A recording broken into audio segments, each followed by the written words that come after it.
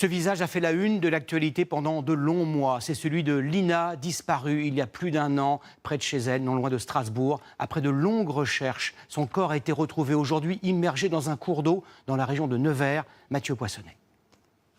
C'est la fin de plus d'une année de recherche et d'angoisse pour sa famille. Le corps de Lina a été retrouvé dans la Nièvre, à Nevers, à 300 km de son domicile à Plaine.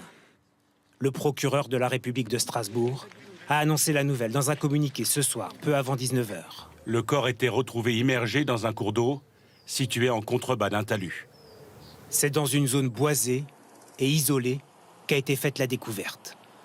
L'ancien maire de Plaine, le dernier à l'avoir croisé, a une pensée pour les parents de Lina, disparue l'année de ses 15 ans. On est au dénouement d'une affaire, triste malheureusement, mais au dénouement d'une affaire et qu'effectivement, maintenant la famille, la maman et le papa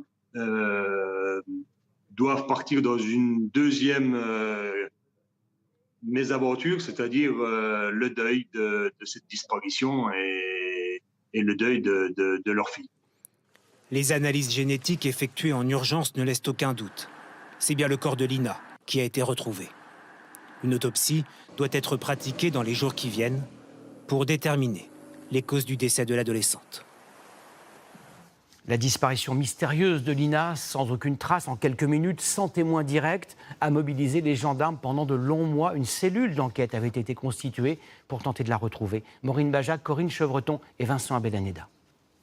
C'est sur cette route que le 23 septembre 2023, Lina, 15 ans, disparaît. Elle se rendait à la gare à pied pour retrouver son petit ami à Strasbourg. À l'époque, la mère de l'adolescente, éplorée, lance un appel à l'aide. Je veux retrouver ma fille, je veux qu'elle soit près de moi. Comme toute maman, vous comprendrez bien que c'est difficile, c'est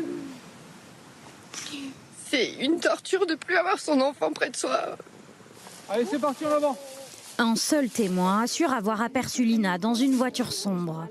Pendant des mois, les gendarmes vont mener des auditions, fouiller des dizaines de véhicules, éplucher les caméras de vidéosurveillance, recenser les téléphones dans la zone, en vain. Jusqu'au mois dernier, coup de théâtre, les gendarmes retrouvent enfin le véhicule recherché. Il appartient à Samuel Gonin, 43 ans. L'ADN de Lina a été retrouvé à l'intérieur, ainsi que des cordelettes et le sac de l'adolescente. Mais le principal suspect s'est suicidé. Les gendarmes n'ont donc que la géolocalisation de sa voiture. C'est grâce à elle aujourd'hui qu'ils ont retrouvé le corps de Lina. L'enquête devra déterminer pourquoi Samuel Gonin s'en est pris à l'adolescente.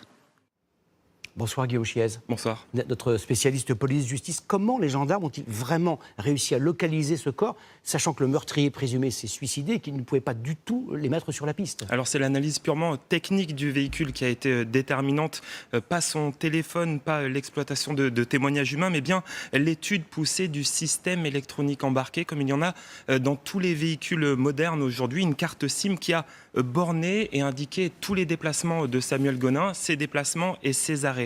Les gendarmes les ont répertoriés, ils ont déployé des centaines d'hommes, d'abord dans les Vosges, ensuite en Haute-Saône, puis cette découverte aujourd'hui à Nevers, là où la voiture s'était arrêtée le lendemain seulement de la disparition de Lina.